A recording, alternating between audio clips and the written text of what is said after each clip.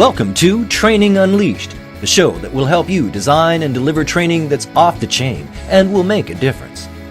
Now, here are your hosts, Cordell Riley and Evan Hackel.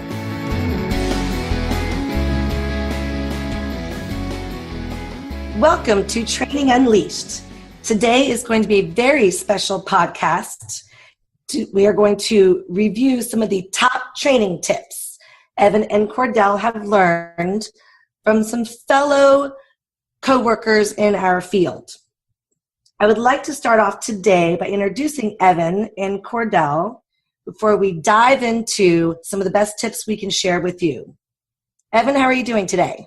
I am doing fantastic today, Megan. I'm really looking forward to this episode. Me too. Thank you. How are you doing today, Cordell? Megan, I am doing awesome. Delighted to be here. This is going to be a lot of fun. Well, cool. Let's get started. Evan, we'd like to kick off with you. Can you share with us one of the cool training tips we learned from Jeffrey Gitomer? I would be delighted to. His tip, simply stated, is to be a successful trainer, you need to view your presentation as a performance. This really hits home for me because I am naturally an introvert. So if I was doing a presentation and not thinking of it as a performance, I'd be quiet and I'd be into myself. And to be a successful presenter, you've got to be animated. You have to change your inflection in your voice. You could sometimes talk softly to make really key points. But you need to think of it as a performance because you need to have that energy and you need to have people that are listening excited to listen to you. So if I was my normal self, it would be pretty darn boring to listen to me talk because I'm an introvert and I'm a little bit in my own head when I talk. But if I talk like a performer and I have that energy and I have that excitement, I have that enthusiasm, I'm stepping out of myself to be that performer, I can make an amazing presentation. And I think this is a great tip because you should always think of yourself as a performer when you're doing a presentation. And I have a question for you, Evan. With the idea of it being a performance, would you change your performance depending on your learner audience, like compared to a group of sales team, compared to maybe some technology experts that were in training? Always. You always want to change how you perform, what you're doing, how you're talking about, to who you're talking about. And I'll add this tip to Jeffrey's tip, which is be careful of jargon. We know things, and so if we're talking to somebody at a very high level, so they know terms. So that's okay to talk to them in jargon. But if you're talking to a bunch of beginners, you absolutely want to explain everything and not assume that they know it. So what you're presenting changes, and your level of enthusiasm and how you act may change based on the age and maturity of the audience because you want to custom craft your performance to your audience. Well, thank you, Evan. Cordell, I'd like to tap into your brain for a few minutes. Can you share with us the great tip we learned from Deborah Benton? The one that Deborah shared just really resonated with me, and her tip was, confidence with a smile is my secret to success, whether in life or training. And if you just think about that for a second, this is really relevant to me right now because there's actually a training session that I'm going through. And one of the individuals that's in this session with me had this statement. He said, smile at the world and the world smiles back. Smile at the world and the world smiles back. Just think about that for a second. So if you're walking down the street, if you're at a conference, convention, or meeting, and if you greet individuals that you're passing with a smile, what are they going to do? They're typically going to smile back at you. And just think of how open, how fun that is, how engaging that is. So a smile can get you so far versus a frown. And I'll also go back to one other story. When I first started in the training world some time ago, one of my first jobs was to be a training organization for a national automotive company. And the telephone was really important to us, because typically people would call before they came in to get their cars repaired. And we always had a saying that says, smile over the telephone. They can hear your smile over the phone. And if you just think about that for a second, if somebody is smiling, you're going to tell it in their tone, their inflection, and all of those things. So a smile can get you a long way, be it walking down the street, be it on the telephone, also in a training class. If you greet your trainees with a great smile, that's just going to warm that room up and get you so far. So I absolutely love that tip, Megan. And another great thing to do, I think, in any field is to help cheer that other person up. You know, if you kind of see that they're not smiling, kind of give them a reason to smile, kind of like passing on the streets, like you said, because it can be contagious. On a side note, but I think an important note to the smiling thing, I make a deliberate point every day to try to make a couple people specially happy. So I give an Uber conversation, and at the end, I just make a point and I compliment that person. Or I'll compliment somebody, a waiter, or I'll compliment a co-employee. I just like to make someone's day, and that gives me a smile. And I think when you deliberately try to be a positive person, it just makes a big difference in your life. You naturally smile, you're naturally happy, because when you watch someone feel the impact of you saying something and making them feel special, it makes a big difference. It really does. Training Unleashed is brought to you by Tortal Training, specializing in e-learning and interactive online training solutions for corporate, government, nonprofit, and franchise organizations. Tortal makes effective training easier. Just go to tortal.net to gain access to real-world tools that can make a difference. That's tortal.net, Tortal, tortal.net. So, Evan, let's go on to our next tip. It's from a gentleman, Kevin Farrell. And one thing that I find neat about all of these tips, just FYI to our listeners, doesn't matter what industry you're from. This particular person's from the insurance industry, but we can all get great training and coaching tips from everyone. So what did Kevin share with us, Evan? Well, he said the most critical ingredient to successful training is engagement. And I was really happy to get this one because I wrote a book on engaging leadership, and my entire business model is around engagement. So I could not agree more. The reality is that when people, and there are all kinds of statistics, and you'll hear this, that people remember 98% of what they hear, or they'll remember this percent of what they read, or all that. And by the way, I have looked, and you can't find the statistics anywhere. I think someone made it up, and people just keep repeating them. But I think we all instinctively know that when you just listen to something, you forget a large amount of it. It's the use. It's the thinking of it and then having to use it that makes people remember. That's why in all of our e-learning, when we do e-learning, we always have interactive activities. We always have people that learn to prove that they have known it, to and actually, taking an e-learning course, creating engagement. And that's also true in live training, is you don't want to just be talking to people. I was at a session yesterday where a person literally went 1 hour presenting high quality information without a single person asking a question, without a single piece of engagement. And that just doesn't work. I mean, people sit there and thought, as I did, this guy's really smart. Now, if you ask me to think of 3 things a guy said, I would be hard-pressed to do it. So when you do training of any kind, if it's live training, you want to have interactive parts where people use it. And if you're doing e-learning, you need to have interactivity. If you're doing a webinar, you need interactivity. You constantly have to think of whenever you do training that you're going to have interactivity. And I'll take this a step further. I love games. So when I make presentations, I like to play games. And I like to play games where people have to think. And that thinking causes them to really remember the learning. It takes a lot of work, by the way, to think of great games that make the point that you want to make.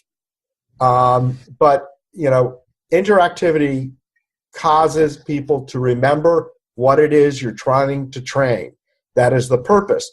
In addition to that, we all know that interactivity is more fun, it's easier, it's hard to listen, that when they're participating, their energy builds up and they're more receptive. So Kevin is dead on right.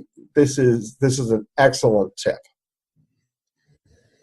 I couldn't agree more, Evan. I actually had the benefit today to go to a meeting with Crystal Ramey, our Vice President of Learning and Development.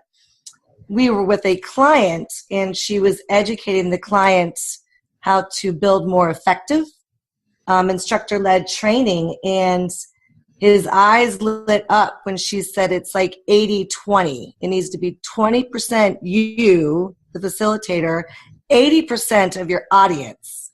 So they really feel like they're part of the entire learning experience.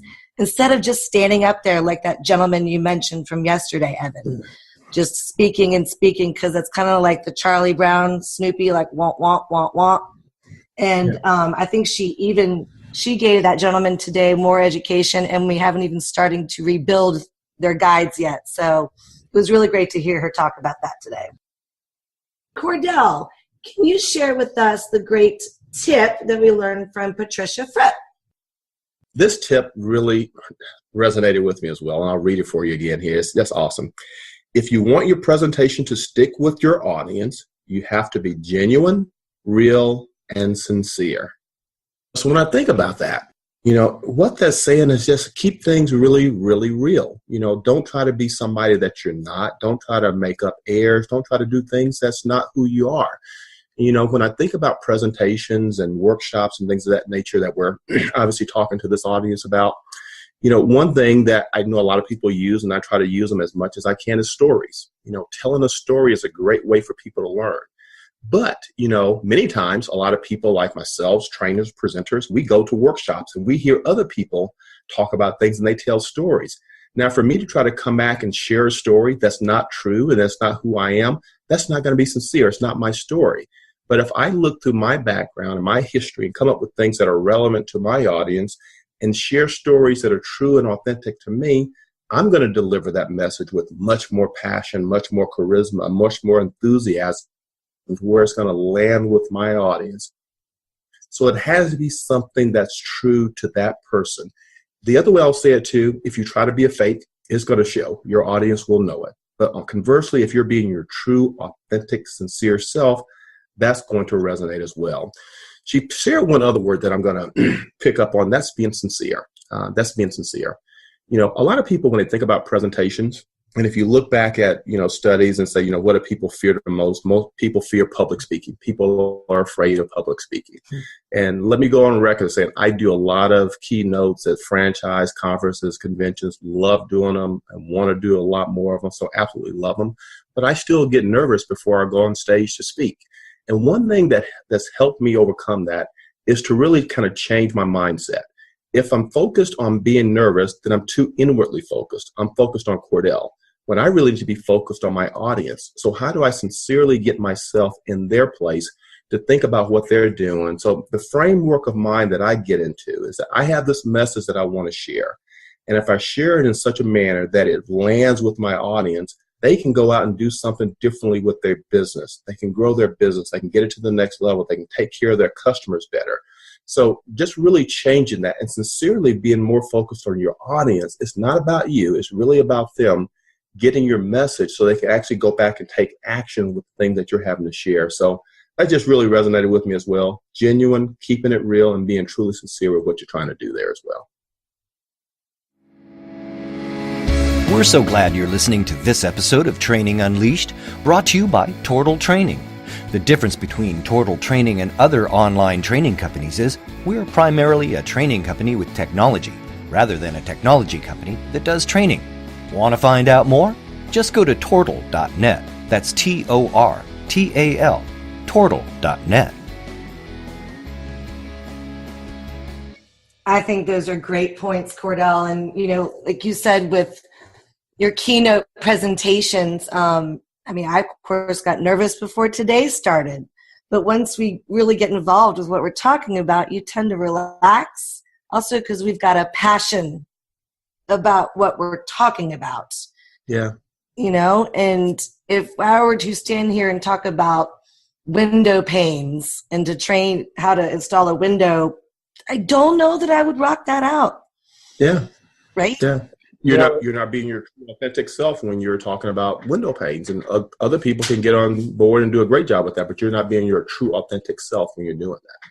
And that shows. It's interesting, Cordell, because this last one from Patricia, who, by the way, is probably one of the leading experts in skills-based, how to be an excellent keynote speaker, presenter, etc., really touches on all these tips, right?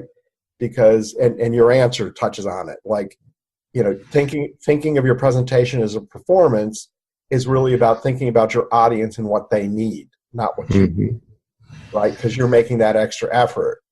And the smile is that being genuine part, right? And then, thinking about your audience in a way that they want to learn would be engagement, right? So it kind of wraps them all up. Megan, we're at the end, and this is our first tips podcast, which is excellent, but certainly not our last. But we always end with the host, Megan, getting to share one of her tips. So, Megan, we'd love to hear your tip. Thank you very much. A tip that I'd like to share today, kind of a best practice, is really about us, the trainers, or all the trainers out there. It says this: don't get too busy focusing on training others that you lose sight of your own development. Take time to evaluate yourself and grow as a professional. Just listening to you, Evan and Cordell, today, both of you have already mentioned some of the professional development that you're going through. Cordell, you're going through a leadership program. Evan, I know that you've gone through one, and you also spoke of that speaker that you heard yesterday. I think it's totally important to continue to look inside ourselves and challenge, to keep up with the Joneses, but just to learn about something we're passionate about. And I like that one of our interviewees we spoke with before, that learning is like a natural curiosity. And I think that's, if it's not within you, that maybe you're not thinking in the right passion. So I think that the space that we're all in, Cordell, Evan, myself, and others out there, since we're so hungry to continue to grow and learn, I think it'll be easy to continue to seek self and professional development. Obviously, the people that take time to listen to our podcast, which, by the way, I want to thank the audience, because we have an amazing audience, and actually a large audience. We actually have people all over the world that listen to this podcast now, which is really kind of cool. You're all taking the time to do what Megan just suggested, is to become better at what you're doing. And I think that's admirable. It's a great tip, Megan, because sometimes you forget or assume that because I do this for a living, I don't need to get better. But I'm constantly reading books. I just went to a conference for professional speakers and spent the weekend learning how to be better at my profession. And it's incredibly important point to constantly work on yourself. I think, what is that adage? You're either green and growing or ripe or rotting. So good point. Could I add one more piece of that? And this will be a short, sweet one. A sharp saw chops more wood. So just think about that for a second. A sharp saw chops more wood. And that's, I'm sure the minds are rolling. Everybody got where I'm going with that, but a sharp saw chops more wood. I actually can vision it already. Yes. Doesn't the sharp saw more wood?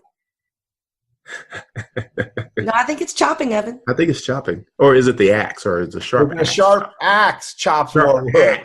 A sharp axe. There you go. A sharp axe chops more wood. Well, Evan, Cordell, can't appreciate your time more today. It's been a pleasure. I look forward to joining up with you, Evan and Cordell, again, and also to join up with all of our great listeners. Have a great day, everyone. Take care, all. This has been Training Unleashed, but it doesn't stop here. Just go to trainingunleashed.net to subscribe to the show. That way, you'll never miss an episode, and you'll be well on your way to delivering training programs that are off the chain. We'll talk to you next time on Training Unleashed.